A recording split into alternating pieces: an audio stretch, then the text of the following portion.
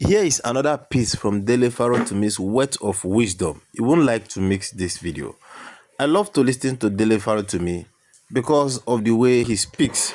I mean, with every confidence and with enlightened understanding.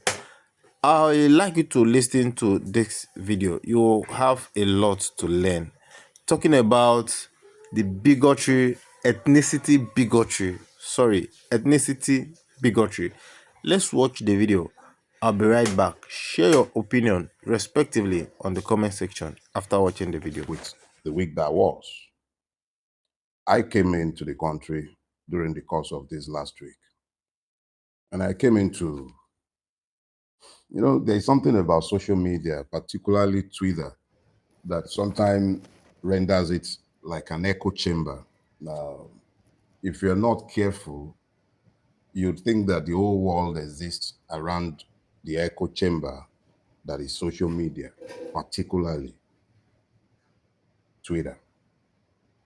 But the reality again is that much as one might seek to ignore these noises, it also, to a very large extent, reflects the reality with which the Nigerian is grappling. So if you really want to feel the pulse, it's easier sometimes to find it on social media. But because the issue to which I wish to address myself this morning did not arise only in the last week, but is something that has crept steadily into our body policy over the years. For decades, it's always been there, but it had never really been as weaponized as it has become in recent times. And I speak specifically to the issue of ethnic bigotry. Religious bigotry, ethnic bigotry, has been part and parcel of our national life for a long time. After all, those who benefit from the ruination of our land and from the atrophy of our society wouldn't have been able to do this if we would ever understand the commonalities of our afflictions. So both for those who colonized us and more or less treated us like animals, even those who enslaved us long before the British ever darkened these shores, and I speak to the Arabs, they never really saw us as humans. And we have also reinforced this by the way we have treated ourselves. We divide ourselves. Oh, the Yorubas are this. Oh, the Igbos are that.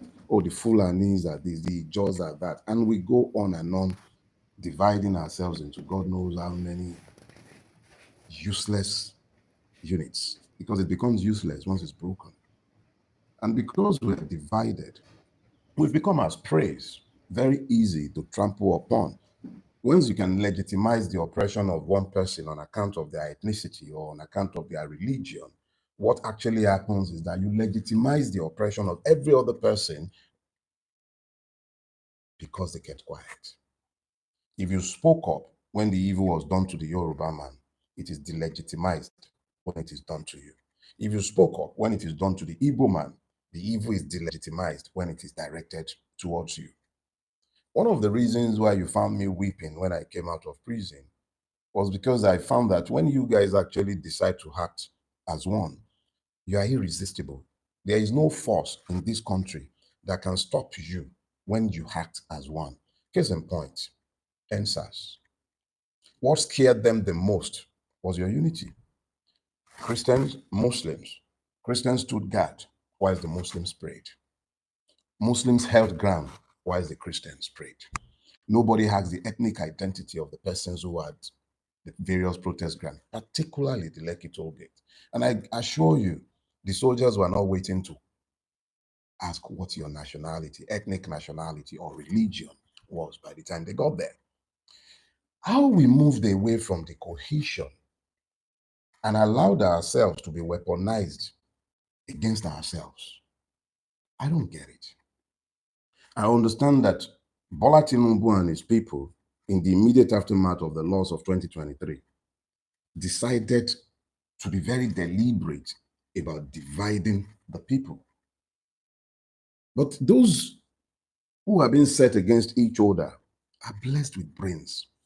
If the Yorubas or the persons who presume to be Yoruba, who hide behind multiple identities but are merely paid idiots, would come into the public space and seek to turn you, Igbo man who has lived amongst your Yoruba brethren for donkey years, prospered in this land, and then you also respond with the same level of toxicity with which the person who is paid to spread hatred has attacked you. What then happens? We've all descended into this toxic environment where instead of talking about real issues that affect all of us, instead of talking about these real issues, we have been reduced to discussing bus stops. Bus stops. We will all get to a final bus stop someday. And I would really hate to think that when I get to that final bus stop, the most consequential argument in which I have been engaged is in the one talking about the merit of naming or not naming bus stops and streets. These are dog whistles. Dog whistles. They do these things in order to rile you up and get you to ignore the real issues. There are no good Yoruba men or bad Yoruba men, good Igbo men or bad Igbo men. We are either good men or bad men. You know, the funniest part of this unfortunate tragicomedy, nobody gives two monkeys about your nationalities outside the shore of this country. Once you are outside Nigeria, you're just another Nigerian. That you have defined the Nigerian in your negative terms for the world, they are not going to be knowing whether you are Igbo or Yoruba. And if they ask if you are Igbo because you successfully demarcated that ethnic nationality, even when you tell them that you are not Igbo, they wouldn't believe you. You're just another Nigerian. And when you say the Yoruba is a cannibalist or whatever you guys also say to each other when you are all being stupid, remember, they don't care whether you are not Yoruba. They're just another Yoruba, another Nigerian, I mean to say. We're all in this damn boat together and it's sinking. And instead of focusing on rescuing our boat, or at least coming off the boat in an orderly manner so that we don't all perish, we're busy, very busy, rearranging deck chairs on a sinking ship, conveniently forgetting that when it comes down to it, you all carry that same green passport. I was reading the experience of some brother who had to transit through El Salvador. And he told me, I read. He said, just because you carry a Nigerian passport, as well as other African countries and India, you get to pay an extra, I think, $1,500 in transit visa fee. What have we done that we are haunted everywhere we go? And then in our own country, it is beyond our capacity. Beyond our capacity. Think about that. To find cohesion. I will all let the Yorubas. And we became known as the most egalitarian of nationalities in Nigeria. Our fall from grace has been huge. The higher you are, the farther you fall when you do fall. Ẹ̀yin ọmọ Oòduà, ó kù sí yín lọ́wọ́ láti dìde. Yorùbá ronú o, a need láti ronú. Kì í ṣe ìrònú òpònú tó ń pè yín sí. A need láti ronú. Wọ́n ti mú wa lọ sóko ẹrú. Our fall from grace has been huge. The higher you are, the further you fall when you fall. These are words of wisdom. Sometimes I find it difficult to understand how we got to this point. And how it has become so easy to say bigotry among the people in the society than promoting good and a healthy communal living. We weren't like this before now. The Yorubas have access to the Igbo. The Igbos have access to the Yorubas. And that was why you go to Lagos, you go to some western parts of the country, you see quite numbers of the Igbos living there, establishing there.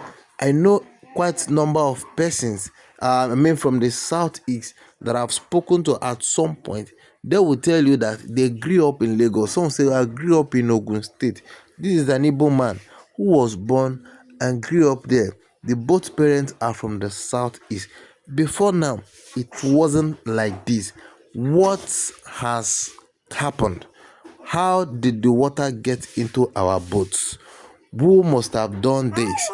I think this is a handwork of the politicians. If you ask me, well, the leaders have actually not done anything good to salvage this occurring problem. How do we go about it? Well, if you have listened to the likes of Dele Farotimi and Peter Obi, you will understand that these are the kind of leadership that we want and we need in our society. I mean, in Nigeria. If we have somebody like Dele Farotimi as a Chief Justice of Nigeria, I can assure you that you go to court and you get justice. If you have somebody like P2B as a President of Nigeria, I will assure you that he's somebody that you can call and he will listen to you. Anyway, we have all watched and we've listened to Dele Farotimi. I'll still get you some other clips so that you can digest and understand. Share your opinion with us on the comment sections. Thank you very much and see you in the next video.